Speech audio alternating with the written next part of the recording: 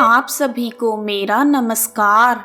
आज मैं आप सभी के समक्ष कार्तिक मास के महात्म्य का 25वां अध्याय प्रस्तुत कर रही हूँ। आइए शुरू करते हैं। बोलो बांके बिहारी लाल की जय। श्री कृष्ण गोविंद हरे मुरारी, हे नाथ नारायण वासुदेवा। जय श्री कृष्णा। सुना प्रश्न ऋषियों का, बोले सूत जी ज्ञानी। 25वें अध्याय में सुनो श्री हरि भगवान की बानी। कलहा के वचन सुनकर धर्मदत्त उसके पिछले कर्मों और वर्तमान अवस्था को देखकर बहुत दुखी हुआ। फिर उसने बहुत सोच विचार करने के बाद कहा, तीर्थ में दान और व्रत आदि सत्कर्म करने से मनुष्य के समस्त पाप नष्ट हो जाते हैं, परंतु तुम तो प्रेत के शरीर में हो, अतः सत्कर्म करने का तुम्हें कोई अधिकार नहीं है। इसलिए मैंने जन्म से लेकर अब तक जो कार्तिक मास का व्रत किया है, उसके पुण्य का आधा भाग मैं तुम्हें देता हूँ।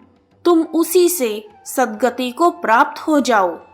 इस प्रकार कहकर धर्मदत्त ने द्वादशाक्षरी मंत्र ओम नमो भगवते वासुदेवाय नमः का जाप करते हुए तुलसी मिश्रित जल से ज्यों ही कलहा का अभिषेक किया, त्यों ही वह प्रेत योनि से मुक्त होकर प्रज्वलित अग्निशिखा के समान तेजस्विनी एवं दिव्य रूप धारिणी देवी बन गई और सौंदर्य में लक्ष्मी जी की समानता करने लगी।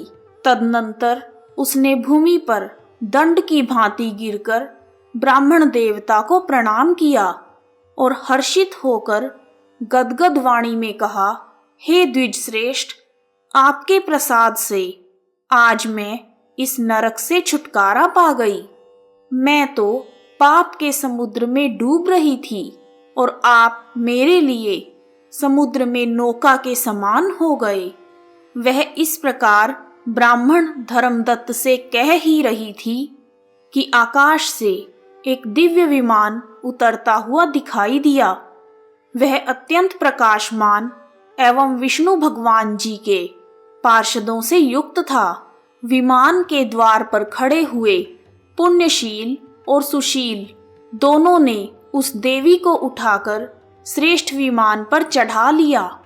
तब धर्मदत्त ने बड़े आश्चर्य के साथ उस विमान को देखा और विष्णु भगवान के पार्षदों को देखकर साष्टांग प्रणाम किया। पुण्यशील और सुशील ने प्रणाम करने वाले ब्राह्मण धर्मदत्त को उठाया और उसकी सराहना करते हुए कहा, हे द्विज श्रेष्ठ, तुम्हें प्रणाम है, क्योंकि तुम सदैव भगवान विष्णु के भजन में तत्पर रहते हो, दीनों पर दया करते हो, सर्वज्ञ हो तथा भगवान विष्णु के व्रत का पालन करते हो। तुमने बचपन से लेकर अब तक जो कार्तिक मास के व्रत का अनुष्ठान किया है, उसके आधे भाग का दान देने से तुम्हें दुगुना पुण्य प्राप्त हुआ है और इस नारी के सैकड़ों जन्मों के पाप नष्ट हो गए हैं। अब यह वैकुंठ धाम में लेकर जाई जा रही है। तुम भी इस जन्म के अंत में अपनी दोनों पत्नियों के साथ भगवान विष्णु के वैकुंठ धाम में जाओगे और मुक्ति को प्राप्त करोगे। धर्मदत्त, जिसने भी तुम्हारे समान भक्ति पूर्वक भगवान विष्णु की आराधना की है, वह धन्य है। इस संसार में उनका जन्म सफल है। भली भांति आराधना करने पर भगवान विष्णु शरीरधारी प्राणियों को क्या कुछ नहीं देते।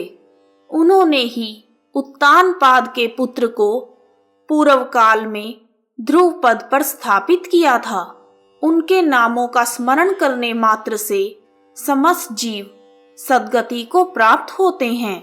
प्राचीन समय में ग्रह से ग्रस्त गजेंद्र भी श्री हरि भगवान की स्तुति करने से मुक्त हुआ था।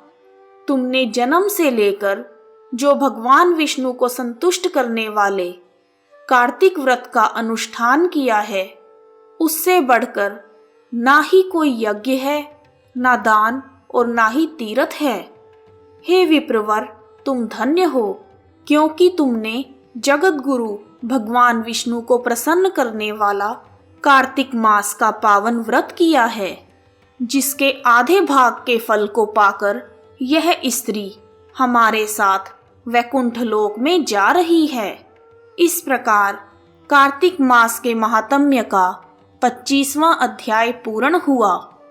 बोलो बांके बिहारी लाल की जय। हरे रामा रामा रामा हरे हरे, हरे कृष्णा कृष्णा कृष्णा हरे हरे।